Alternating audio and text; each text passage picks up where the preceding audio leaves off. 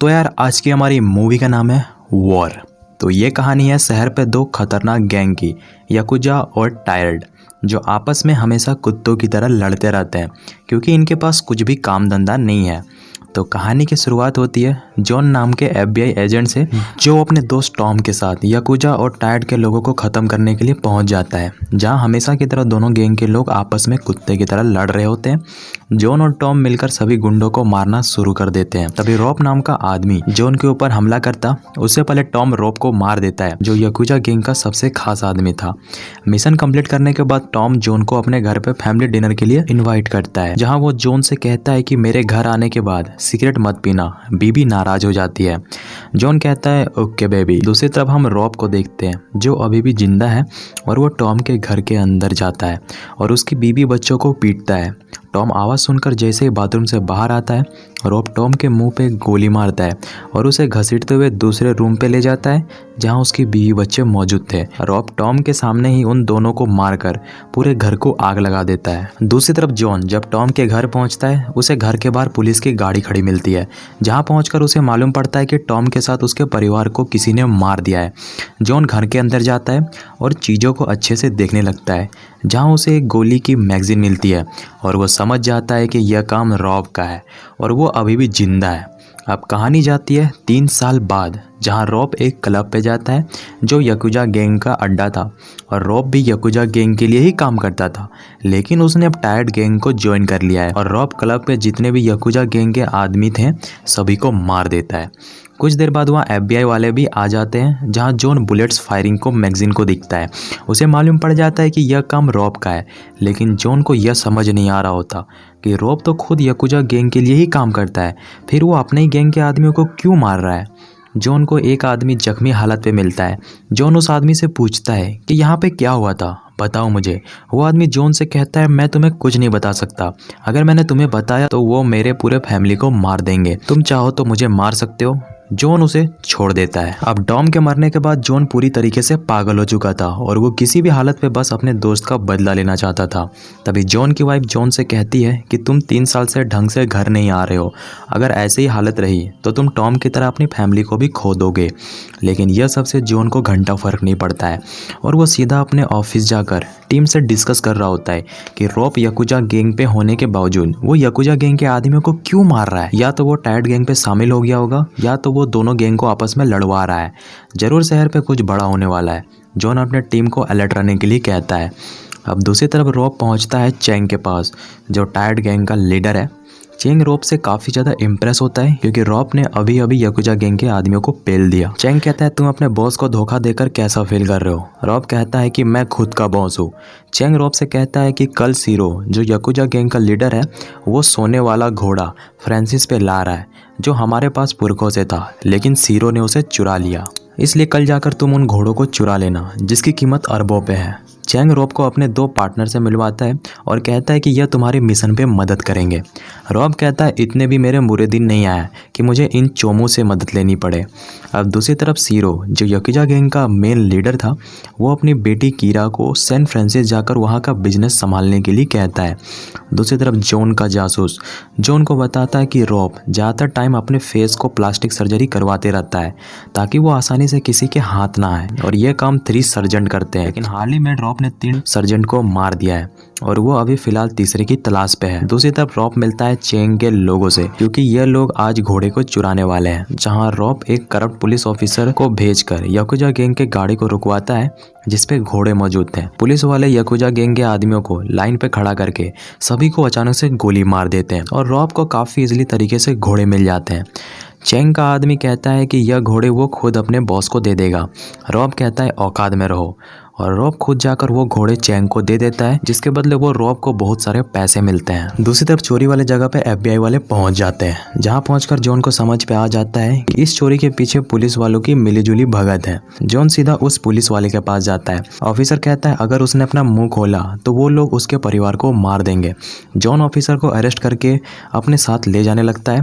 तभी रॉब उस ऑफिसर को गोली मार देता है और गाड़ी पे बैठकर वहां से भागने लगता है। तभी जॉन भी उसके पीछा तो करता है, लेकिन लेकिन रास्ते पे जॉन की गाड़ी एक डिवाइडर से टकरा जाती है और रॉब जॉन के हाथ लगते लगते बच जाता है। दूसरी तरफ कीरा सैन फ्रांसिस पहुंच जाती है, जिसका बाप याकुजा गैंग का लीडर है। कीरा सभी से कहती है कि वो अब किसी भी तरह की लापरवाही बर्दाश्त नहीं करेगी। दूसरी तरफ रॉब जॉन को कॉल करके पूछता है कि तुम मेरा पीछा क्यों कर रहे हो? तुम भी याकुजा और टायर्ड गैंग को मारना चाहते हो? मैं भी तो वही कर रहा हूँ। जाओ भाभी के साथ कहीं घूमो फिरो, एंजॉय करो। जॉन कहता है उससे पहले मैं तुम्हें मारना चाहता हूँ। रॉब जॉन को एक जगह का पता देता है और कहता है चाहो तो कोशिश कर सकते हो। जॉन रॉब के बताए हुए जगह पे पहुंच जाता है जहाँ चैंग का एक खुफिया जगह था। जॉन अपनी पूरी टीम के साथ उस वेयरहाउस की छानबीन करने लगता है, लेकिन उसे कुछ नहीं मिलता। जॉन रॉब को पहली बार देखता है क्योंकि उसके इस चेहरे के पीछे कई सारे चेहरे छिपे हुए थे। जॉन रॉब को मारना तो चाहता था, लेकिन वो ऐसा कर नहीं पाता क्योंकि उसके पास रॉब के खिलाफ कोई सबूत नहीं है। दूसरी तरफ चैंग रॉब को आज रात अपने घर पे ही रहने के लिए कहता है। तभी चैंग की वाइफ रॉब से कहती है कि वादा करो कि तुम मुझे और बेटी की हमेशा रक्षा करोगे। रॉब कहता है ओके। अब रॉब याकुजा गैंग का आदमी बनकर चैंग के खास आदमी, जिसे चैंग अपने भाई जैसा मानता था, रॉब उसे अम्मा बहन की गाली देता है, जिससे चैंग के आदमी रॉब को मारने के लिए उसके पीछे भागते हैं। रॉब उन्हें याकुजा गैंग के एरिया पे ले जाता है। दोनों गैंग के आदमी दोबारा आपस में कुत्ते जैसा लड़ने लगते हैं। मौके का फायदा उठाकर रॉब चैंग के खास आदमी को जान से मार देता है। तभी वहाँ FBI वाले मुंह उठाकर दोबारा से आ जाते हैं, जहाँ जॉन कहता है ये दोनों को आपस में लड़ने दो, जो लास्ट में बचेगा उसे हम पेल देंगे। दूसरी तरफ सियोंग चैंग से कहता है कि याकुजा गैंग के आदमी ने मेरे भाई को मार दिया है, इसलिए हमें उनके ऊपर हमला कर देना चाहिए। चैंग कहता है अभी हम तैयार नहीं हैं, थोड़ा सा वेट करो। बाहर जाते टाइम रॉब सियोंग को याकुजा गैंग का पता देते हुए कहता है कि इन्हीं लोगों ने तुम्हारे भाई को पेला है। सियोंग अपने टीम को लेकर याकुजा गैंग वाली जगह पे पहुंच जाता है, लेकिन वहाँ जॉन भी अपने टीम के साथ इन्हीं सारी चीज़ों पे नज़र रख रहा होता है। दूसरी तरफ याकुजा गैंग के आदमी पार्टी को फुल एंजॉय कर रहे होते हैं। तभी चैंग के आदमी याकुजा गैंग के आदमियों के ऊपर ताबड़तोड़ गोली बारिक करने लगते हैं। गोलियों की आवाज़ सुन जॉन अपने टीम के साथ रूम पे एंटर करता है और बचे खुचे लोगों को वहीं मार देता है, लेकिन सियोंग वहाँ से बचकर भाग जाता है। तभी एक याकुजा गैंग का आदमी जॉन से कहता है कि तुम भी नहीं बचोगे। जॉन कहता है ऊपर पहुंचकर अपनी माँ से पूछना कि तुम्हारा असली बाप कौन है। इतना कहते ही जॉन उसे ठोक देता है। दूसरी तरफ रॉब चैंग को कॉल करके कहता है कि आपने अपने आदमियों को समझाया था कि वो याकुजा गैंग पे हमला ना करे, लेकिन सियोंग ने तो ऐसी की तैसी कर दी। चैंग कहता है सियोंग का टिकट काट दो, वो अब कोई काम का नहीं है। दूसरी तरफ रॉब पहुंचता है कीरा के पास, जिसका बाप याकुजा गैंग का लीडर है, और अभी तक याकुजा गैंग के आदमियों को यह नहीं मालूम पड़ा है कि रॉब उसके साथ डबल गेम खेल रहा है। रॉब कहता है कि उसने टायर्ड गैंग के बहुत सारे आदमियों को काम तमाम कर दिया है। कीरा कहती है तुम्हारे लिए एक आखिरी मिशन है, तुम्हें चैंग को मार देना है और उसके फैमिली का सिर कलम करके ला कर देना है। रॉब कहता है हो जाएगा मेरी जान। दूसरी तरफ सियोंग चैंग को मारने के लिए उसके ऑफिस जाता है। एक गोली चैंग को लग जाती है, लेकिन तभी रॉब वहां आकर सियोंग को गोली मार देता है। चैंग रॉब से कहता है कि मैंने इस आदमी के ऊपर कितना भरोसा किया था, इसे फैमिली का दर्जा दिया था। रॉब कहता है यह तो तुम्हारा वफादारी था, लेकिन मैं नहीं, और वो चैंग को गोली मारकर उसकी बीवी बच्चों के रूम पे जाकर 2 गोली चलाकर बाहर आता है। दूसरी तरफ याकुजा गैंग के आदमियों ने टायर्ड गैंग के सारे आदमियों को सफाया कर दिया है। रॉब याकुजा गैंग के निंजा से कहता है कि उसने सबको मार दिया है। तभी वो लोग कहते हैं कि प्रूफ के लिए हमें चैंग की फैमिली का सिरों को गिफ्ट करना होगा। रॉब सारे आदमियों को मार देता है और चैंग की बीबी बच्चों को गाड़ी पर बैठाकर सेफ जगह जाने के लिए कहता है। दूसरी तरफ जॉन जब CCTV कैमरे को चेक करता है तो उसे दिखी रॉब टायर्ड गैंग के आदमियों को भी मार रहा है और याकुजा गैंग के आदमियों को भी, लेकिन वो चैंग की वाइफ के साथ फिर क्या कर रहा है। जॉन उस तस्वीर को निकालकर सीरो को दे देता है, जो याकुजा गैंग का लीडर है। वो सीरो से कहता है कि तुम्हारा खास आदमी रॉब तुम्हारे को धोखा दे रहा है, वो तुम्हारे गैंग पे रहकर तुम्हारे ही आदमियों को मार रहा है और चैंग की वाइफ को बचा रहा है। सीरो को रॉब से यह उम्मीद नहीं थी, क्योंकि सीरो रॉब के ऊपर अंधा भरोसा करता था। कुछ देर बाद रॉब घोड़ा देने के लिए सीरो के पास जाता है, लेकिन रॉब को अभी तक यह नहीं मालूम है कि सीरो को उसकी असलियत मालूम पड़ चुकी है।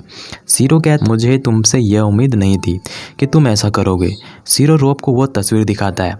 रॉब समझ जाता है कि उसका टिकट अब कटने वाला है। सीरो कहता है मुझे बस चैंग की बीवी बच्चों का पता दे दो, मैं तुम्हें छोड़ दूंगा। रॉब कुछ भी नहीं कहता। सीरो अपने आदमियों से कहता है कि नीचे ले जाकर इसके मुंह खुलवाओ, नहीं तो इसके मुंह पे डाल दो। सीरो के आदमी जब रॉब को नीचे लेकर जा रहे होते हैं, रॉब सीरो के आदमियों को मार देता है। दूसरी तरफ सीरो को मालूम पड़ता है कि रॉब ने उसे नकली घोड़ा दिया है। सीरो रॉब को जान से मारने के लिए जैसे ही नीचे आता है, वहाँ एक बहुत बड़ा धमाका होता है जो रॉब ने पहले से ही वहाँ पे बॉम्ब लगा रखा था। रॉब और सीरो के बीच खतरनाक फाइट होती है। रॉब सीरो से पूछता है कि टॉम और उसके फैमिली को तुमने क्यों मरवाया, तुम यह बात क्यों पूछ रहे हो। रॉब कहता है क्योंकि मैं टॉम ही हूँ। कहानी जाती है फ्लैशबैक। रॉब ने टॉम के 20 बच्चों को मार दिया, लेकिन उसके बाद टॉम ने रॉब को जान से मार दिया और पूरे घर पे आग लगा दिया ताकि कोई भी उसके बॉडी को ना पहचान सके और जो भी इन सब के पीछे जुड़ा हुआ है उसका काम तमाम किया जा सके। सीरो कहता है तुम्हारे फैमिली को पता मुझे जॉन नहीं दिया था। टॉम का दिमाग खराब हो जाता है और वो सीरो को वहीं मार देता है। दूसरी तरफ जॉन का आदमी उसे बताता है कि सीरो भी रॉब के हाथों मारा गया है। जॉन कहता है हमें FBI की नौकरी छोड़ देनी चाहिए। तभी रॉब जॉन को कॉल करके उस जगह पे बुलाता है जहाँ उसकी मुलाकात पहली बार हुई थी। दूसरी तरफ चैंग की वाइफ के पास एक पार्सल आता है जिसके अंदर लिखा हुआ था स्टार्ट अ न्यू लाइफ। दूसरी तरफ सीरो की बेटी के पास भी एक पार्सल आता है जिसके अंदर सीरो का सर होता है और लिखा होता है स्टार्ट अ न्यू लाइफ। दूसरी तरफ जॉन एक स्नाइपर के साथ रॉब के बताए हुए जगह पे पहुंच जाता है जहां दोनों के बीच एक इंटेंस फाइट होती है, जहां रॉब जॉन को बताता है कि वो टॉम। जॉन कहता है मैं कैसे मान लूं, वो तो मर चुका है। टॉम कहता है मेरी आंखों पे देखो, मेरा चेहरा बदला है, आंखें नहीं। जॉन को भी विश्वास हो जाता है कि वो टॉम ही है। टॉम पूछता है कि तुम याकुजा गैंग के लिए काम करते थे और तुम्ही ने मेरे परिवार का पता बताया था। जॉन कहता है सीरो ने कहा था कि तुम उसके काम पे काफ़ी ज़्यादा टांग अड़ा रहे हो और उसने कहा था कि वो सिर्फ तुम्हें धमकाएगा, इसलिए मैंने उसको तुम्हारा पता दिया। मुझे क्या मालूम था कि वो तुम्हारे पूरे परिवार को ही मार देगा। टॉम जॉन को मारने के लिए खड़ा होता है और वो स्नाइपर के चेक पॉइंट पे आ जाता है। वो टॉम को बचाने के लिए आगे खड़ा हो जाता है, लेकिन टॉम का क्या था, वो जॉन को गोली मार देता है। अगले दिन टॉम एक बैग पे वीज़ा और पासपोर्ट लेकर गाड़ी पर बैठकर एक नई जिंदगी की शुरुआत करने के लिए निकल जाता है और इसी के साथ मूवी यहीं पे डी एंड हो जाती है।